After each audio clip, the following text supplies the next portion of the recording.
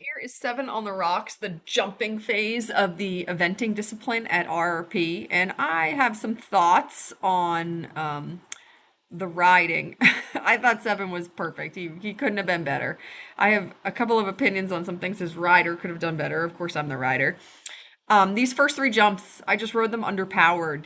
For whatever reason, I was thinking about it as we were walking up to the start that I needed to come through the flags like really swinging because you just didn't have a lot of time from the start to the first couple of jumps. They all just came up really quick out here in the field.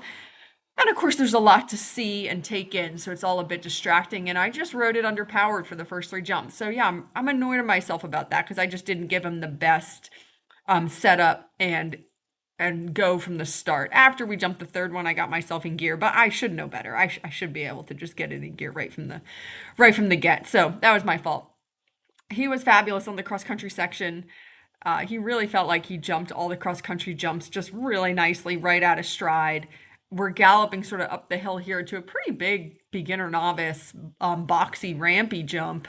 I think this is one of the two bigger ones on course. And I thought he jumped it really well. I think you can see it. Yeah, you can see it. Yeah, this one here. And he just absolutely jumped that right out of stride. That felt so good. I was definitely smiling at that point. I thought he was so good to that. And then here we got a little coupe. Again, he jumped it really nicely right out of stride. I mean, this felt so good.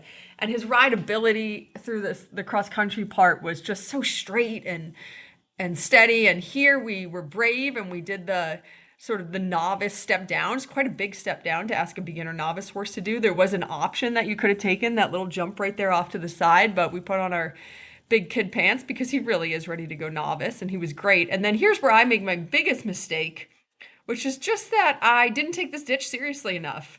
At our last horse trial, there was not a ditch on course, and he hasn't cross country schooled in a while, so I think it's probably been a while. It's maybe like in hindsight been 6 or 8 weeks since he's seen a ditch. So he would have jumped it if I had just really sat back and ridden more encouragingly and like taken that into account. So I just rode the ditch way too casually. So of course having the stop at the ditch is what put us out of the ribbons, as it should. But that's not really what it's all about. And so this was the other sort of beefy beginner novice table. He jumped that really well.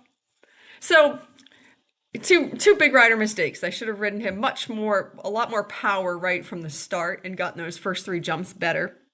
And then I should have just realized, like, the horse hasn't schooled a ditch in quite some time. Sit up, make sure he understands what his task is, and give him an encouraging ride. And so for whatever reason, I just didn't do those two things very well for him. He made no mistakes. He was brilliant. And so that was right into the water. He was so good in the water. We got so much rain before.